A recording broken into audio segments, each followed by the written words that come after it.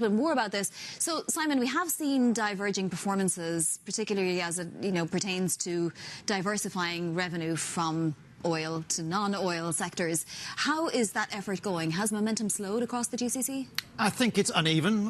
There have been very substantial changes in some parts of the Gulf. I think generational changes in some parts of the Gulf. The shifts here in the UAE and also in Saudi Arabia, I think, have fundamentally changed the economic landscape. They've already lifted potential non-oil growth rates. I think that's why this cycle is different to cycles that have been before. Elsewhere in the region, the movement is less marked, and there I can already see some signs of the pickup in economic momentum that there was as oil prices recovered post-COVID. I can see signs of that momentum beginning to fade.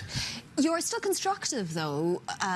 Is it just that the time frame will be a little bit longer than originally thought? No, I'm still constructive. On the GCC region as a whole, we've got non-oil growth running around 4–4.5% on average, on a weighted average basis across the Gulf. That's what, double the pace of global growth. I think that growth is broadly driven. There's consumption growth off the back of strong employment numbers and strong demographic growth. I think it's investment that's going to be the big driver for this year and into 2025 as well. And really, there's nowhere else in the world that's sufficiently confident has access to funds of this kind of scale to be able to finance, to be able to consider a capital spending programme of this kind. I guess also that growth is still pretty well balanced. Inflation is low, fiscal position is strong, and the currency, because of the dollar peg, well, that's robust too. Well, exactly. What about the quality of the growth, though? We just heard Ziad talk about the various investments that some of the countries are making.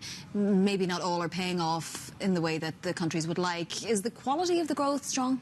It depends how you judge it, but yes, I think certainly in the two biggest economies in the region, it is a non-oil growth driven story. I think it is increasingly going to be drawn along by the increase in capital spending that there is, and I do see this cycle as being supported by this broader structural reform programme. Look at the changes here in the UAE and the way in which the UAE positions itself in the global economy. Look at those enormous domestic economic changes in Saudi Arabia. This is a fundamentally different economic growth model to that which was there before. How are we seeing those changes demographically? So are populations responding?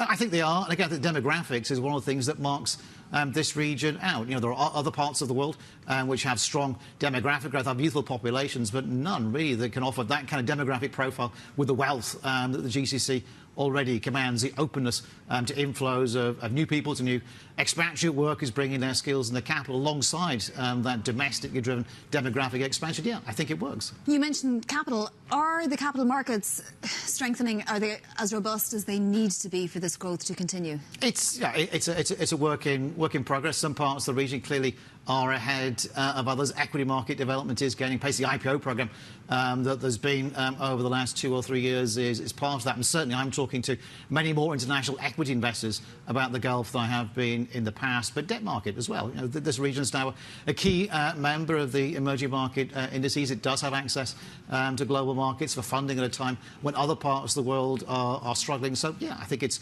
ongoing, but the gains there have been are substantial. Yeah, well, clearly we're seeing huge amounts of effort being put into regulation here in the UAE. When it comes to Saudi, we're seeing a lot of effort being put into the debt capital markets and strengthening those and so on.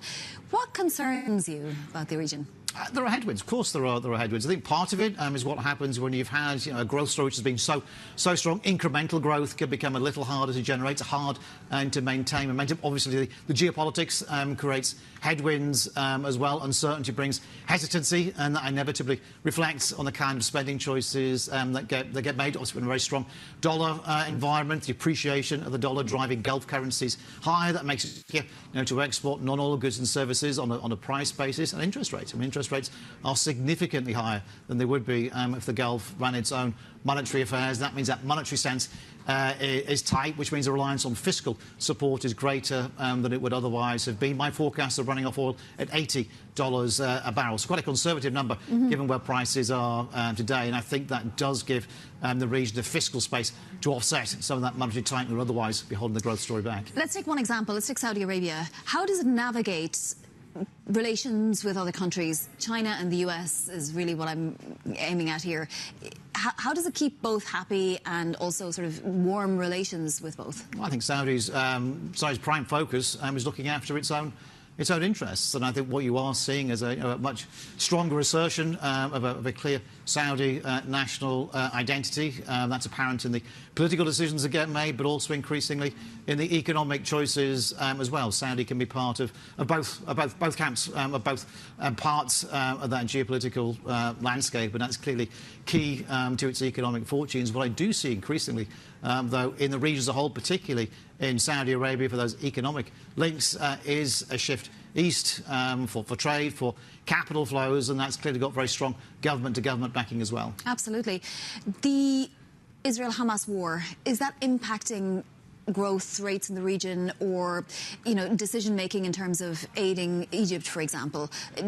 Will it have long-term impacts on the economies of the region? There's a few different questions in there. In terms of near-term performance, I'm looking for we track sentiment as closely as we can. So far, sentiment has held together. Look how the capital markets have performed since October 7th. Clearly, an initial moment of shock, but then a recovery.